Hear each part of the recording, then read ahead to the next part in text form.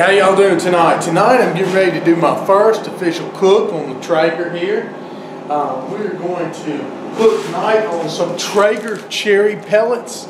We want to use the real Treager cherry with no binders or anything like that, all pure cherry. We'll show what we got going. I got the grill heating up. I've got it on smoke. Remember, we'll let it run about 15 minutes with the lid open there. And I've got my, you can see over here, I've got my foil down here on the drip pan underneath the grates. Got a hopper full of chips. You definitely want to make sure this hopper is always full like that. Because if it runs out, you'll put the fire out and cause some bad stuff to happen. I'll tell you more about that later. But anyway, the grease drips out right there. I don't have a drip cup that hangs off there, so I'm putting that bucket down there.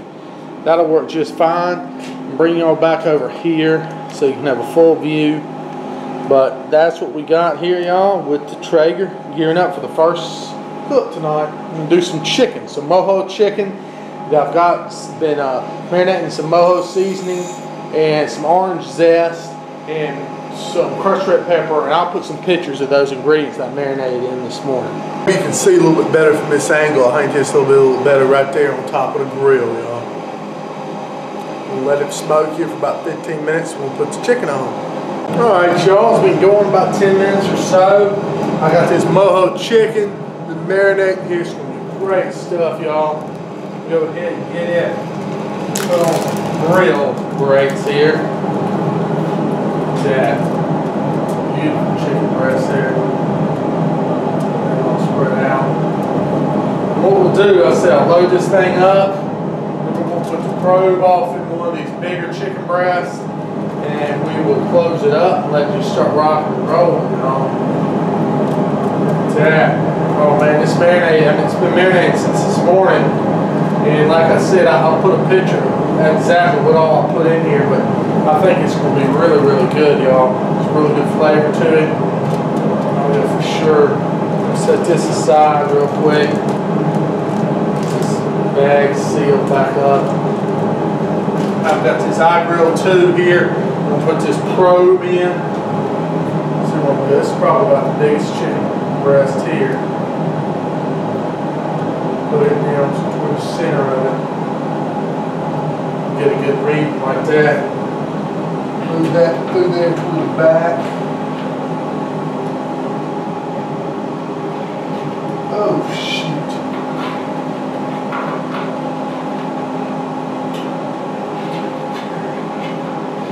There we go. Alright. I'm going to put my iGrill right here. Plug that dude in. And we'll close this up, y'all. We'll go to smoking. I got on low smoke right now as far as the setting goes on the thermostat. We'll let it go like that at first and we may crank it up. Alright, I'll explain a little bit to y'all about how this grill works. Basically, you got your hopper here. That's where all the pellets are. What happens is there's a auger down at the bottom of the hopper and it turns. When it turns, it's crushing some of those pellets up, but it's also moving them over here into your grilling box, your firebox.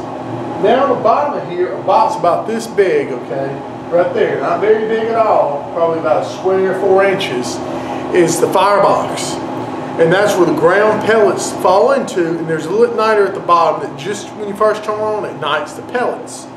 So slowly, the way these settings work, every such amount of time it'll drop so many ground pellets in there, and that's how it works off of heat.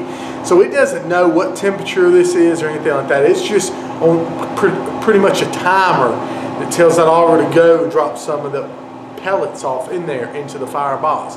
Where you have to be careful is while I fill this box all the way up with pellets, and which you won't use near all these, not going this slow, but if you were to run out of pellets, for instance, and then while the grill is still on and everything, you refilled it with pellets, okay, and you turn it back on, what would happen is that auger and everything would keep feeding pellets, while meanwhile down here in the firebox, if it ran out of pellets, those pellets probably burned out. So what's happening is that box is filling up with pellets that aren't being burned, but it's just fuel. Then as you may turn it off and turn it back on or something like that, then if they ignite all of a sudden, poof, you've got a big pellet fire in there.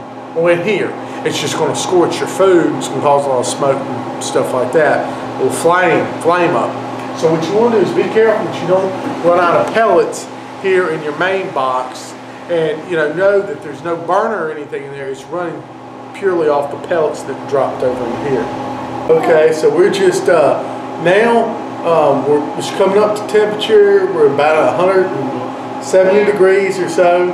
Sorry, and we're getting ready to go ahead. I'm gonna crank it up to medium here in a few minutes after it gets a little over 100 degrees, y'all. Say hello. Say bye-bye. Bye-bye. Bye-bye. Y'all, we got to 103 degrees internal on this chicken. What I want to do, didn't want too much smoke on here, but I wanted to get a little hint of it. So what we're going to do now, I'm going to go ahead and turn this thing up to medium. And you know what that means? Like in my calibration video, that's going to bring us up to about 350. We're going to finish it on out to 165, y'all. Y'all, we're at 130 internal temperature here. I really don't know with these Treagers if you're supposed to flip anything or not, but just in case, I don't know. I'm going to take a look, see if we can flip these chickens. No, we'll just keep the flip just for the heck of it.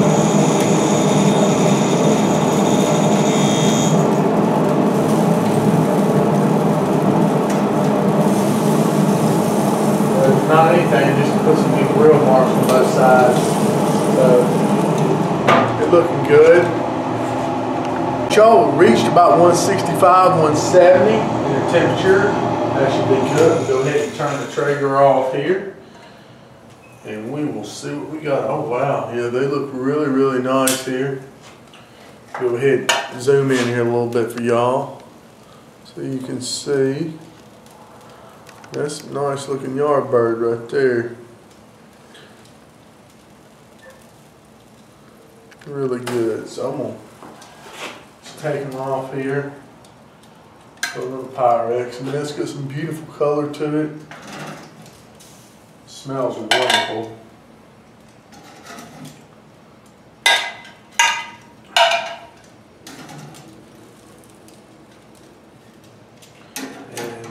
Last thing I got to do is take them inside, give them a little bit of sampling, y'all. So I'll be real good. Y'all, so let's taste this piece of this chicken. Man, it looks so good. It's got the perfect color to it. Cut me a little bit square here. Again, still using these Abundant Chef ceramic knives. Look at that. Give it a taste.